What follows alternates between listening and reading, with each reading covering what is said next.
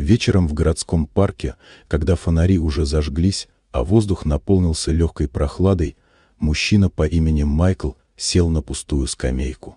Он был одет просто, но ухоженно, его лицо не выражало эмоций, но в глазах пряталась усталость. Это был его день рождения, но праздновать было не с кем. Миллионер по состоянию, но нищий по ощущениям, он осознал, что вокруг ни друзей, ни семьи, только тишина и шум листвы. Майкл добился всего: дома, компания, самолеты, счета с семизначными цифрами. Но в этот вечер все это казалось ничтожным. Годы посвятил работе, потратил молодость на сделки и цифры, а в итоге остался один. Все, кого он знал, либо ушли, либо держались рядом лишь ради выгоды. Он просто сидел и смотрел перед собой, думая, как бессмысленно проходят годы. Перед глазами промелькнули кадры из прошлого, заброшенные дни рождения, пустые залы, когда он надеялся, что кто-то придет. Но никто не приходил. В этот момент к нему медленно подошла девочка. Ее футболка была грязной, шорты старые, а волосы собраны в неаккуратный хвостик. Видно было, что она живет на улице. В руках она держала бумажную тарелку, на которой стоял маленький кусочек торта с одной свечой. Она выглядела испачканной, но в глазах горел свет, которого Майкл не видел годами. Он взглянул на нее, и она протянула ему торт. Не сказав ни слова, просто с открытым, немного смущенным лицом. Майкл замер. Он даже не понимал, как реагировать. Она не просила ничего взамен, просто подарила, как будто почувствовала, что он один, что ему это нужно.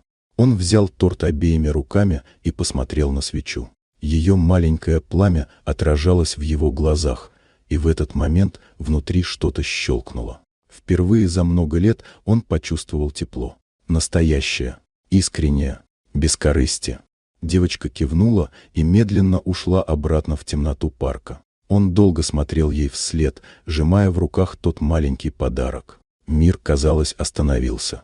На следующий день Майкл вернулся на то же место с термосом чая и теплым пледом. Он ждал ее несколько дней подряд, и однажды она снова появилась. Он предложил ей поесть, потом одежду, потом место в своем доме.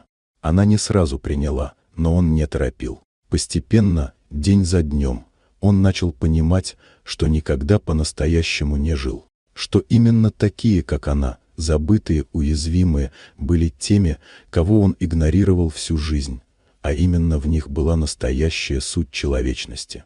Майкл создал фонд помощи бездомным детям. Он открыл приют, начал лично приезжать и беседовать с каждым ребенком. Его дом наполнился смехом, шумом, жизнью, и девочка по имени Лили, та самая с тортиком, стала для него тем, кем он никогда не имел, дочерью.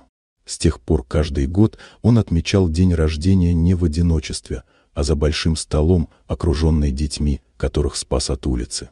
Но всегда первым куском торта с одной свечой он делился с Лили, потому что именно она напомнила ему, что у жизни есть вкус, даже если это всего лишь маленький кусочек, протянутый грязной рукой.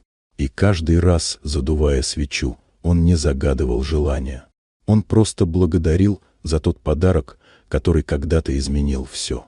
Вот такая удивительная история. Дорогие друзья, если вам понравилось видео, поставьте лайк, а также подписывайтесь на канал, впереди еще много интересного.